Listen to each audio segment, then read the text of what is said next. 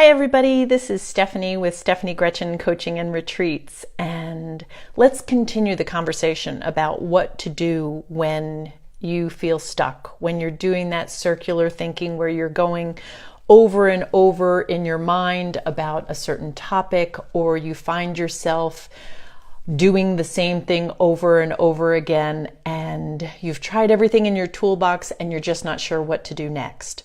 So we've talked about several other tips, and today the tip I want to offer is to do the opposite of what you would think to do.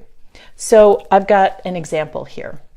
One of my clients she was divorced, and she was working with me, and what came up was that the relationship with her son, who is in college, was kind of rocky at the moment because he was going through some therapy, working through the issues around the divorce, which is all good and healthy, but it certainly can be a little bit painful, right?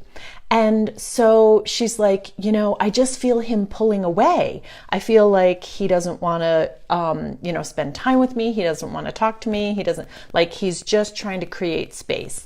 And I said, well, what have you been doing around in this relationship? And she said, well, I just keep trying to call him or email him or text him, or because he was away at college, so it wasn't like she could just show up. And she said, but he's rebuffing all of my attempts. I'll just kind of text him like, hey, I hope you're having a good day.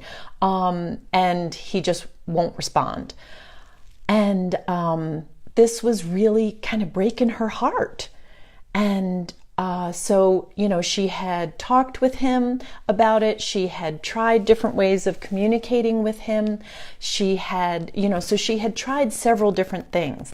And I said, well, what is the opposite of what you would think to do? And she said, well, the opposite would be to not communicate with him. And I said, bingo.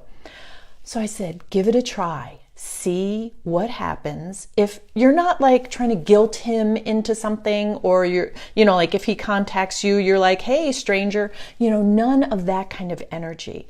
But if you just allow him to come to you, let's see what happens. And so she did this, if he texted or he called or emailed or anything, she was like, hey, how are you? I hope everything's going fine. She was just positive. She wasn't like, oh, long time no hear or anything like that. Just positive, supportive, loving. And do you know, within about a month and a half, things totally shifted in their relationship. And he came to her. And they had this wonderful conversation, really healing, and their relationship is better than ever to date. I mean, it's still that way. It's not like it got better and then it regressed or something. No, they've reached a new high. Their relationship is better than it's ever been. And so I invite you to think what is the opposite of what I have been doing? What's the opposite of what I think to do? And give that a try.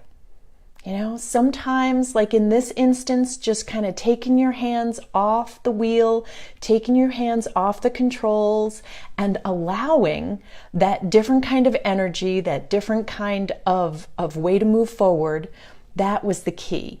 So, with whatever you're stuck with, whatever you're struggling with, is there something that you could do the opposite, where you could just completely flip and do something totally different? If you've got any suggestions or any ideas or examples, please put them in the comments below. I'd love to hear. And of course, if at any time you've got any questions, I'd love to hear. Put some comments below. I hope you have a wonderful day. Bye-bye.